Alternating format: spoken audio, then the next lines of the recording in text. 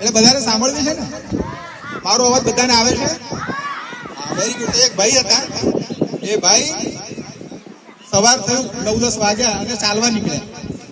એટલે એમની પાસે મોબાઈલ હતો, મોબાઈલ આપણા ખુરશી પર મૂકી દીધો, એની પાસે મોબાઈલ હતો અને રસ્તામાં મોબાઈલ જોતો જતો હતો, બરાબર? નેટફ્લિક્સ ને IPL ને મેચ ને બધું જોતા જતો હતો. એમાં એની બેટરી ડિસ્ચાર્જ થઈ ગઈ. શું થયું? બેટરી ડિસ્ચાર્જ થાય પછી શું થાય? ફોન કામ કરે? ના કરે. વાત કરાય? ના કરાય. જોવાય કશું અંદર? ના જોવાય. એટલે મોબાઈલ ખિસ્સામાં મૂકી દીધો અને ચાલવા લાગ્યો. ચાલતા ચાલતા ચાલતા એ થાકી, એટલે ગાંધીનગર થી અમદાવાદ જતો હતો અને રસ્તામાં જોયું તો કઈ કશું હતું નહીં. એટલે તડકો લાગ્યો. અહીં તો આપણે સરસ મજાના ઝાડ, પણ એ રસ્તા પર જોતો હતો ક્યાંય ઝાડ દેખાય તો હું થોડો આરામ કરું. એટલામાં આવું સરસ મજાનું મોટું ઘટાદાર ઝાડ દેખાયું.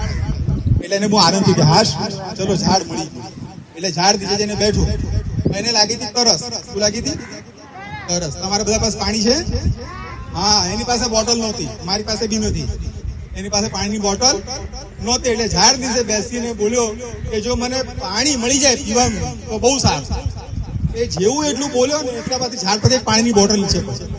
શું પડ્યું? પાણીની બોટલ નીચે પડી. એને પાણીની બોટલ હાથમાં લીધી અને પીધી. એટલે એને આમ થોડી શાંતિ થઈ ગઈ કે અરે વાહ, હાશ. પણ પછી આમ થોડો લોભ જાગ્યો કે પાણી તો મળ્યું, પણ મને જો ફ્રૂટી પીવા મળી જાય તો કેટલું સારું. એ બધાને ભૂખ લાગી છે?